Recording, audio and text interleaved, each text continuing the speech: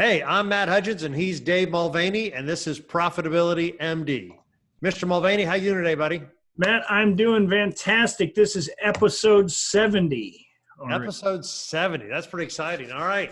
And we've got another guest today.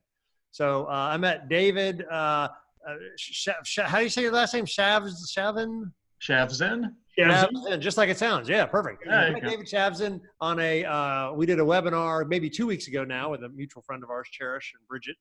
So anyway, thought it'd be great to have you on our podcast because you deal with small business owners and exit planning and all that type stuff. And that's the kind of people that we coach in that type of issue here. So tell us a little bit about that. Tell us a little bit about Dave. How'd you get into exit planning? How many hours do you have? Yeah, I got this. Give me the 2-minute version. I'll give you even a shorter version. I spent about a dozen years with a global chemical company, French company, spent some time in Europe, back in Atlanta, and started up my practice, just kind of taking all of that experience, bringing it to bear with smaller organizations. So in Atlanta, about 20 years, actually summer, this June will be 20 years in practice. And it's all been about all along helping business owners build, optimize, grow their businesses, and really took on midstream along the way this overlay of exit and succession because we realized we were getting better and stronger and building, but this idea of value and eventually selling was just missing. Run. We all do it 24/7. And so, but at the end of the day, we're helping business owners sell their companies. So we really can take the companies to market. But what we kept running into, and is the case in most situations, is people aren't ready. So there's a significant consulting, coaching component to really work more methodically in a really focused way towards value, and then selling the enterprise. Yeah, and we've had that. Dave and I've talked about that most people don't think about exiting their business, about selling their business. They just started the business and it's kind of a job to them. And then one day we'll sell it to the magic man down the street. Yeah, exactly. And there aren't too many of those magic men or women around. It makes sense. They're, just working. And I would say doing well, right. And growing, but it's the focus isn't on the value. Exit to everybody we think about, it's just way down the line. I actually had this experience. I was speaking to a bunch of folks, and in the back of the room, I always ask this question: what do you think about when you hear exit planning? And from the back of the room, someone said, death, funerals. No, seriously. And so we try to expand, that reaction, and whether it is, and it can be, right? Somebody can't stay in forever until they drop dead. But the idea is we ought to plan for it. But most of the time, people realistically are looking to sell at some point. And we should just always be looking at everything we do, right? Every decision, how is that impacting value? Whether it's a third-party sale or it's a sale to family or kids. So yeah, it's and it's not a lot of separate work. I'll say that too, right? It's integrated into everything you're doing in the business. Right, all your decisions. When you're just talking about that, I was thinking about an article I read in Transworld, which is a big business broker. 88%, Matt, and I talked about this a while back, 88% of businesses will not sell. They will either, an owner will have a life event, or they never sell. They go out of business because they couldn't sell because the business was them. There's so many other reasons that a business can't sell. So what do you think is the number one, maybe the number one or two reasons a business won't sell? Oh gosh, you kind of touched on some of them. I think it's we can talk more about this, and it starts with, like I say, as early as possible, understanding value, because then your whole decision-making process is different. When you get to the end, that kind of thing, I mean, they're not selling if there's not something there that an outsider can come in and buy, take, start running, and make money. Certainly with a return based on the price that the person pays. So. Outside of COVID, we can come back to that, but, aside of this, absolute disaster right now where companies really are just failing and will be, unfortunately, with enough time, most can sell, right? If there's some prep, some thought, there's a lot of creative ways to make it happen. Even if it's, I see, service businesses, right? Maybe there's a couple of partners in some sort of professional services group. With some preparation, there are ways to do that. Too many people think and assume we're just going to turn out the lights and go home. Right. And there's a lot of variations on that theme. There really are some creative, fun things to do to make it work. So what are some conversations that you're having with some of your clients now? Right. So, you know, we are in the COVID crisis. We are in this, oh my goodness. And, you know, what are the conversations you're having? Some of them start by asking them to come down off the roof. It's okay. No, I joke, but it really is. A lot of it is just some calm conversation to start chatting. And where we start is this, you know, there are absolute critical urgent needs. They've got to look at, you know, the cash and the loan programs, as crazy as those are, and figure out what they're going to do with people, you know, staff, laying them off, hiring them, rehiring. So those have to happen. But we want to also in parallel get some time each day to look at the business and look forward, because we will get through this. We really will, number one. Number two is, don't waste this time. Whether we have this issue or others, let's keep planning. And the really fun part of it, frankly, is for so many of these businesses, there are some really interesting creative opportunities. And that's not to come across crass, but there's, number one, certain industries obviously specifically are just going to do better coming out of this. One of the best examples is what we're doing now. Anything streaming online, those are going to be just grow phenomenally, right? Training, online training, all that. But even the most mundane businesses, if they are forced into some things now, sometimes those are opportunities. So we're just going to step back and in some sense, that conversation that you ask about is no different than it was 5 months ago. Right. We have different issues. They're extraordinary, but we just have to integrate what's going on around us into how do we make the business, you know, preserve value today, certainly, but start to grow, you know. And so, you know, the last blog I did was just a compilation of either clients of mine or others that had some really interesting situations. They had to change what they were doing, and they're going to come out of this with new product lines, you know, new revenue streams. So step back, calm down, let's work through it. And a lot of the clients are just continuing to work almost as we were beforehand, because we're approaching it the right way. So yeah. Do you think do you feel like COVID has exposed a lot of businesses to where they have archaic processes maybe that have to change going forward? Have you seen all of my clients, Dave? That goes back to, you know, I joke, but it just, yes, it does. It exposes everything, but it is, I'll say exposes what's, you know, in the issues in all of our businesses. It just heightens it. Any kind of issues that aren't, you know, perfect, right? Any processes that aren't really fine-tuned, or any risk planning that's not there, obviously just rears its ugly head. And so I've been talking about that a lot the last couple of weeks. Okay, yeah, it's COVID. This is what it came to, but now let's go back and honestly put in place a lot of the things that we ought to have been doing all along. You know, so there's not a lot of, oh, this is COVID planning. This is just, all right, COVID's out there, so what do we have to do differently? And position ourselves. And I'll tell you, one big thing is communicating, right? This or 10 years ago with the downturn, stay in front of your customers and clients and get the messages out there and help them, and, you know, build and continue to build the brand, even if you're not selling things. Yeah. Because stay in front of them so that they come back as we come out of this. Yeah. One of the things that Matt knows I preach is you eliminate non-cash flowing debt, and then you build 6 months of reserves. Now, if all these companies had 6 months reserves, they would not be borrowing from the federal government for things that they should never borrow on. You should never borrow to pay employees. I'm sorry, but right now, if you have debt and you don't have income, you have no choice if you're going to stay in business. Yeah. So that's reality, and we are facing a different reality today. And so most business owners, I think, are deciding, hey, I'm gonna, you know, as long as we're out of this thing in a couple more weeks, let's go make some more money. You know, I mean, but it's a challenge, certainly. It is. You know, I was laughing when you said that R word. I never heard that, reserves, before. I've never seen that, actually.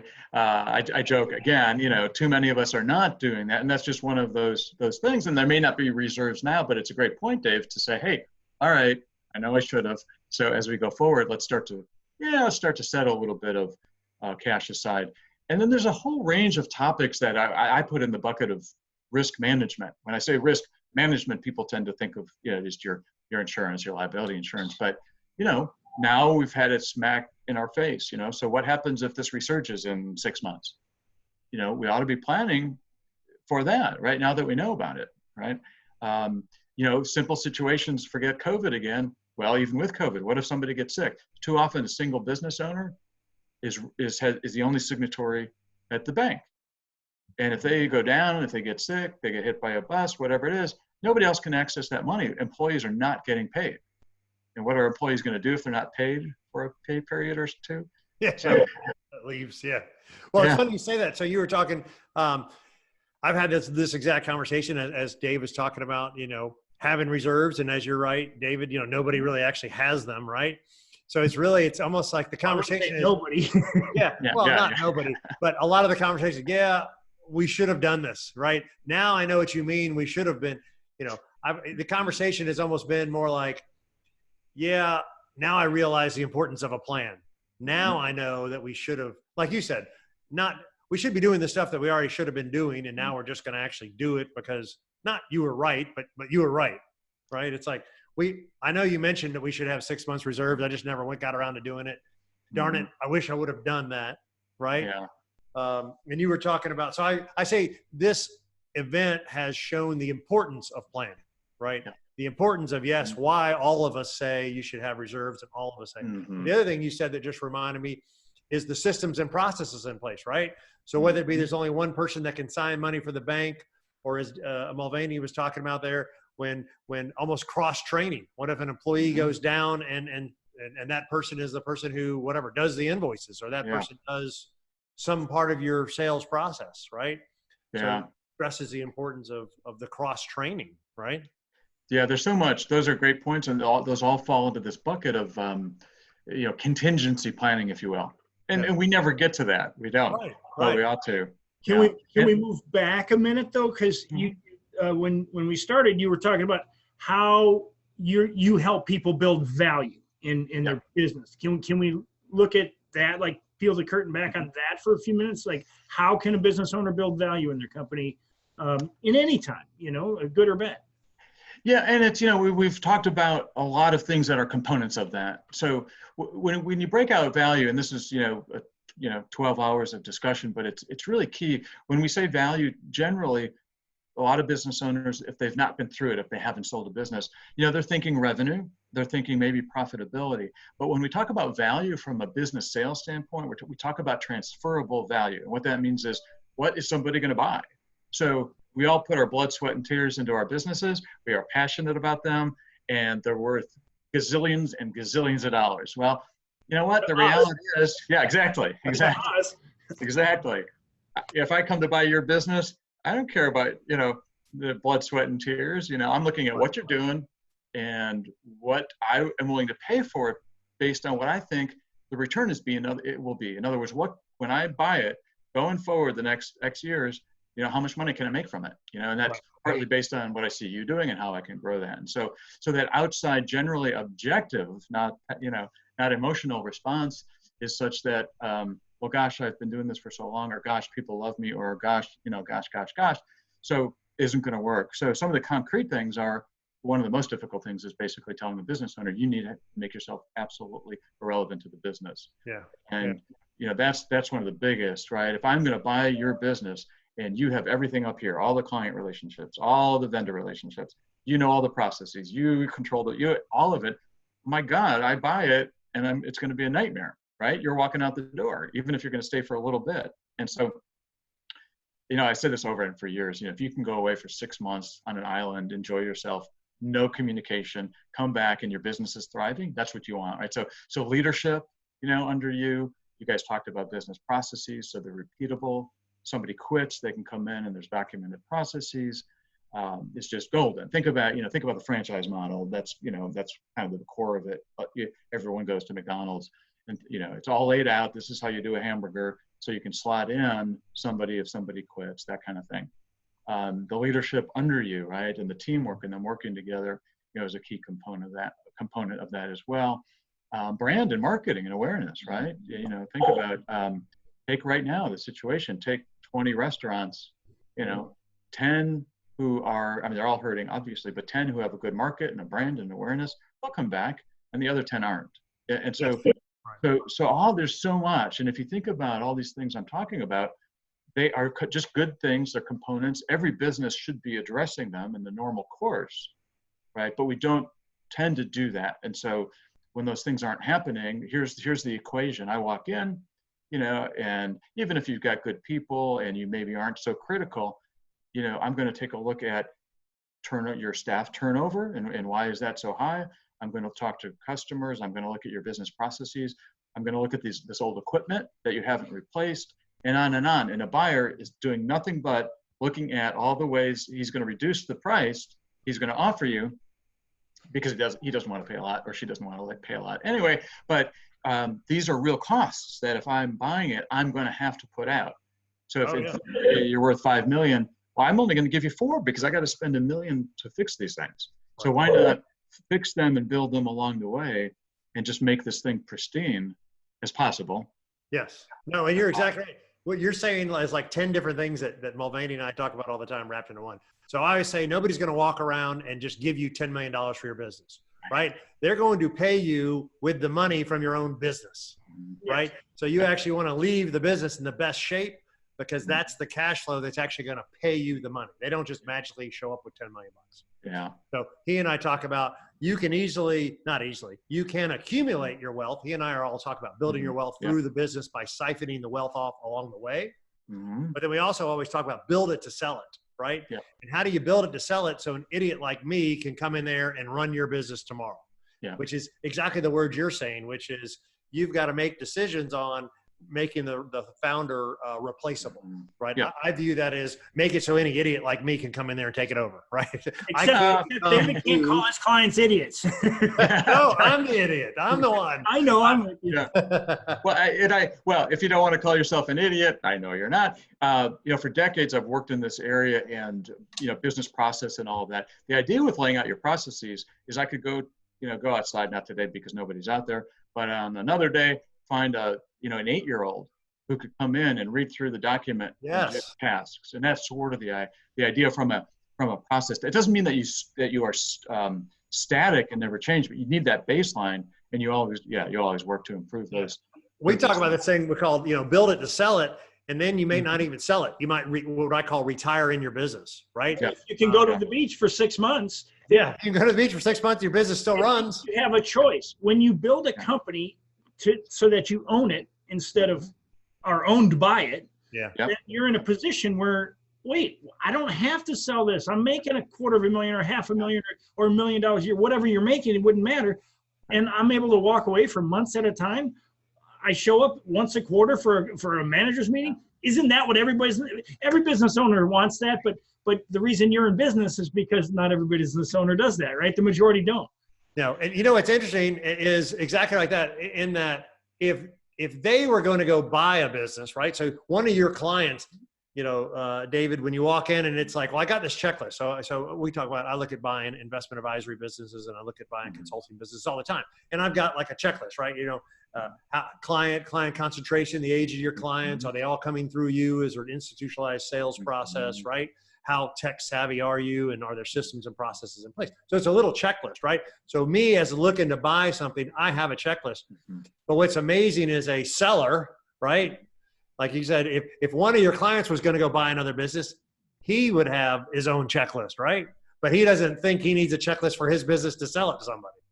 Yeah, and that's exactly, and that's it. So we, where you're leading to is what we say is we have to get business owners to stop thinking like owners and thinking like sellers, right? In that mindset. So, and what you're describing is due diligence. We talk to our clients on the sell side who are planning to sell, and we use that term. We say, let us come in. So our assessment of the business, we say, let's come in and do a due diligence as if we are the buyer. We go through everything, and it's ugly, but we look for the good, the bad, where we can improve. And so we can start working on those things, way ahead of time. And you make that, not only do you then maximize the price potentially, the sale process itself can take a long time. I mean, 6 months, 9 months, a year. And so if we're preparing all along the way, we can shrink that time. We can shrink that timeline. So that's so funny, because this reminds me of the exact story of so I just moved about a year ago, right? So we actually had an inspector come into the old house, and when you sell a house, the buyer, think like a buyer is what you're saying. Think like a buyer. A new buyer is going to have an inspection done, and they're going to say, what are the repairs that need doing, right? And so we just proactively went ahead and did that. My wife was in real estate. I used to do a bunch of real estate. And so, the inspector came in, here's the punch list that needs to be done, bop, bop, bop, bop, bop. And so we did all the punch lists. And then my comment was exactly what one of my other friends had told me my comment would be, well, damn, I wish I would have done those repairs earlier so I could enjoy this. Now maybe I don't even want to move. Yeah. It's a great house. Always. Yeah. That's what you're talking about a business, right? Yeah. And we use that analogy all the time. Yeah. The house. The other thing, coming back to what Mulvaney was saying, is that we get a lot of folks coming to us, especially the boomers, and they go, oh, we're tired. And that's exactly what they say, And then when we work through a lot of these things, just sometimes, they realize, oh, okay, you know what? We could keep this, or we could bring on a partner. There's so many variations to where it's because they're overworked. They're working 24 hours a day and have been for 20 years or 30 years. So to your point, sometimes it's like, oh my God, I can work 10 hours a week. Yeah, I'm there. Right. Now, some just don't want it at all. They just don't want the ties, even if they could. So you have that whole range. But what we try to do is, right from the outset, is just talk through and open their minds to a whole lot of scenarios that they just have not been thinking about because they haven't been through it. Yeah. And like I say, the starting point is the always value. It's coming back, because if we don't all collectively, the owners, partners, spouses, families, us as advisors, have the same number, estimate at least of where we are today, you can't, figure out where you're going to. And it may be ugly and they may be disappointed, but we've got to level set and be frank with them. And then from that point, though, it's great when they understand where they are, maybe disappointed, but now we have a framework to start building to whatever they want. Do you get a lot of you get pushback from clients on okay, I'm telling you how great my company is, and you're telling me all the things I need to do. Do you find sometimes that your clients get offended when you're actually telling them how to make their business sellable? You're asking if I call their baby ugly, and ugly baby syndrome. Yes. Yeah, we do. And I've gotten, I'd say over the years, I guess, just, older and crankier about it. No, but I pretty blunt. They're paying us money to tell them, and they need that. And so I think that we have a very,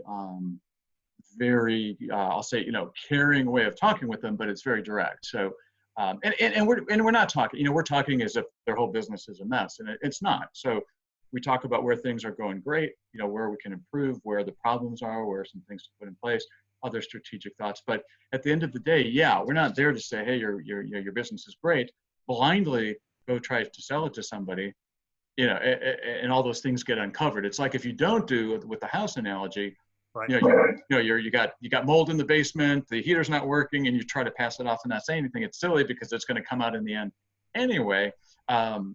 Where we get the pushback, and it really is kind of brutal. It's for those who have really gotten some idea of value in their head, and it's dramatically less, and we put that in front of them, and it is. It can be super shocking, very much so.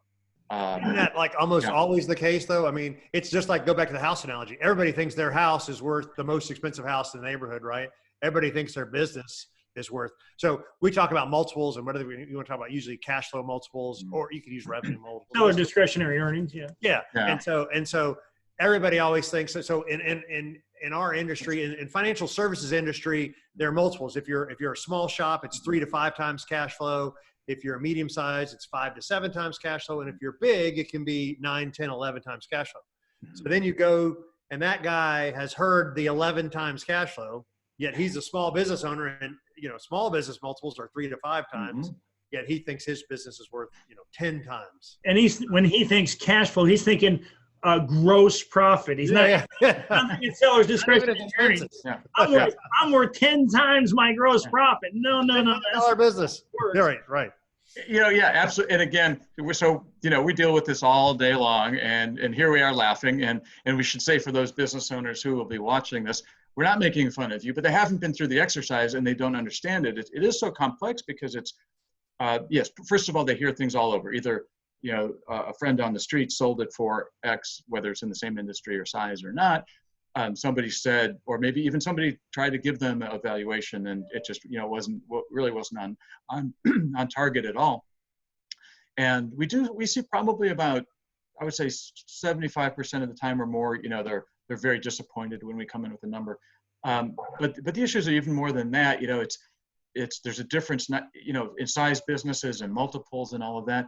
But even if you have two businesses, same industry, very similar size, very similar revenue, there's a million factors that would have me pay one number to one and something much less to the other. Like we talked about a moment ago, we listed so many different things. And so when we look at value, we start with that educational process. What is transferable value? We don't just throw a number on the table. We spend a good couple hours going through why, and we talk through these issues. And when we do it in that fashion, they start to understand. It's great, right? They understand, and now they know tomorrow morning I'm going to do things differently. Everything I'm going to think about. And we may have talked about this one before, Matt. It was just a very simple thing. We did this with a client, and then a while later, the client came back and said, "Oh, you know what? I'm just sitting around the office. I'm looking at the warehouse space. And I'm thinking, we don't need all this," and actually gave up a third of the space. Figured out that's a third of the rent. Just took that over the course of the year, multiplied it by some multiple. We were just and he was like, "Oh my God," right? That reduction in cost just simply by reducing the space, those dollars to the bottom line times that multiple, huge increase in value. Huge increase in value. Just that, and then you take that, raise your prices 4%. Well, 4% across. And so when we start to get that process and they're thinking value with every decision, it's great. It's wonderful. It's really cool, because then we can get them focused and really, whatever it is, over 24 months or their timeline, whatever that happens to be. That was my question. What do you think a timeline is? Is it a 1-year process, a 3-year process? And our answer is always the longer the better, but give me some ranges. Yeah, there is no range, right? It's because it's all driven by their priorities. Right. The issue is if they box in with a value no matter what, then we'll say, well, maybe it may need to be. That's a 5-year number. 5-year number. If they say, well, we're okay with this number, maybe it's a 3-year number, or maybe it's a date. Maybe it's, all right, here's the date. Whatever that date is, let's do what we can. So yeah, there's no absolute magic to it. I just say start now thinking in that mode. And the other thing I've been saying this last couple of months is, if you've had something in mind a year or 2 years or 3 years, don't give up on that necessarily. Let's keep that target in place and see what happens as we come out of coronavirus. Because again, they may be doing some things that will preserve value. 2020 may actually turn out not too bad, but with a good platform to really kill it the next couple of years. So it's a good possibility your overhead costs will be down a little in 2020. But so let me transition to what I'm guessing is one of the fears that clients may have before they hire you is, how can you help me and make sure that my employees don't know that I'm thinking about selling the business? I'm sure that's a valid concern for many people who hire you. Yeah, absolutely. And we do everything along the way to make sure that doesn't happen to the greatest extent possible. As you get closer and closer, it gets a little bit harder. The classic, if you see a whole bunch of guys in suits walking through the offices all the time, people start to talk, so, taking meetings offsite, doing a lot of talking offsite in the preparation phases, right? So we really know what we're going to be doing. But I will say this, and everyone is different, every company is different, but in a lot of cases, at some point, at least some people need to know. And there's a range of things. Just a few examples. You've got senior people. If I'm a buyer, I want to make sure those senior people are staying. So we might have to start talking to them about at least staying bonuses, signing bonuses through the transaction or beyond the transaction. When you start in the selling process, you've got to share everything. So you're going to need your whatever it is, your CPA, your CFO, your controller involved with so much of that. You may have to bring salespeople. So when those things start to happen, then you need a whole communications plan. And even if you're still trying to keep it a secret, have a communications plan ready just in case. And it's not just staff, right? Competitors. Yeah, I would imagine. Competitors are out there. They do get a whiff of it. People, if you got employees leaving, coming and going in the interim, just by the natural course of things, they go to another company. People do talk. It's just, I always caution, plan for it all to keep it secret. Only bring people in as you do, but it may get out. You have to consider that. Right. Random question in the sense of how many people sell to their key employees versus outside sales versus family? in your experience? Yeah, that's a great question, and I don't have actual stats, but in my experience, they're out there. But I think what is much more third party or right? Strategic buyer, private equity, only because different situations in family situations, it's very often that the owners, parents, whatever it is, husband, wife, may want the kids to do it, the kids don't, right? Or the kids do, and they don't think that they're ready yet. I think there's a lot of work there too that could make those situations work when they don't. But so for that reason, and then internally sometimes, but those are complicated also. Right. Yeah. Interesting. Yeah. Have you ever? Oh, sorry. Go ahead. No, I was just going to say we do a lot of work with families and transitioning from generation to generation, and partners and helping them merge in all these different situations. But yeah, I'd say the majority are third party. Yeah. I was going to ask, have you ever ran into a business as you were guiding them through the process where you said to yourself, man, I want to buy this company? Have you? That's a good question there. Have you ever got there? It's a good question. So I have to be careful what I say. Yes and no. And it comes in both directions. Sometimes we'll be working with a client and they'll say, hey, do you want to participate or buy, or at least be, some equity, that kind of thing. Those are tough situations, even from an ethical standpoint, if I'm consulting with them. But I'll say is all those, yes, yeah, it always goes through your mind, potentially. But again, from a practical standpoint, you guys know, right? You have to think, does it make sense at all for me anyway? All the normal questions a buyer would have. So I've done a couple little things over the years, and just a little bit of equity or fees at risk kind of thing. But it's tough. I've just, what my whole model is it's more of helping them, sell, right. Get out, but build and maximize that. So, but yeah, those things do come up, definitely. I thought so. Well, we've covered a lot, Matt. So, David, is there a question that you hope that we wouldn't ask you? That you wouldn't, Matt? Yeah, is there one you hoped we wouldn't ask? No, I guess, well, the thing that comes to mind with that kind of lead in is, it might be fees and cost for all this stuff. When we start talking about not just my consulting, but really getting a business ready, there are a lot of costs. And actually, this is a good point to make, that we should make. Whatever we talk about the value of the business being, we also follow it up right away. We have to explain and make sure people understand. You got that sale price, great. Let's say it's one you like. Well, 60% is what you're getting when taxes are done. Attorney fees, CPA fees, maybe all this cleanup we're talking about putting in place to make it look better for the buyer. The consulting fees we might have. So the reality there, just from that question you may not want to ask, but business owners need to understand is another reason really to build as much as they can. But if that value is out there at 10 million, and if somebody's ready to pay 10 million, they're not walking away with 10 million. And that's really so for some folks, they haven't again come across it before. They've got to understand that, and so that value maybe needs to be higher than 10 or maybe higher than 5 or their target, just to see what they net out in that process. The other thing I'll say just on that note is what we try to do is look at the timeline and just space things out from an out-of-pocket standpoint from them, right? So we are always prioritizing what we recommend that they do, right? They're never going to do everything that we could think of that we might want them to do over time. And so we're balancing cost, time, duration, return, impact on value.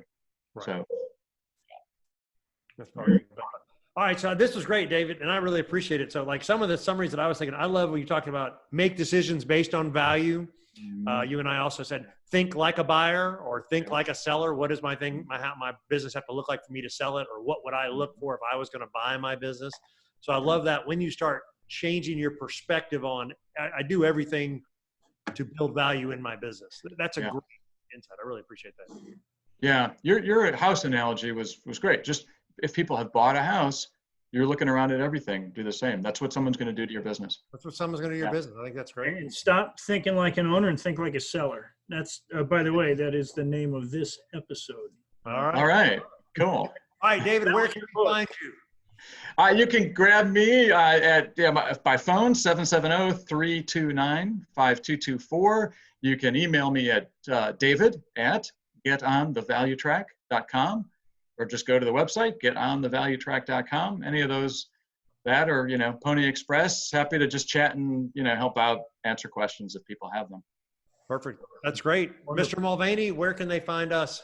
You can find us at profitabilitymd.com. You can find me at davidmulvaney.com. Connect with me on LinkedIn and all the other socials. Matt, where can we find you? Yep. So this podcast, Profitability MD, is on all the places where you get your podcast. I got my coaching website, 10xprofitblueprint.com, and then Matt Hudgins over on LinkedIn as well. David, this has been great. I really appreciate your time. Pleasure. Appreciate you guys having me on. Enjoyed having you. We learned a lot today. Thank you. All right. Take care. Take it easy.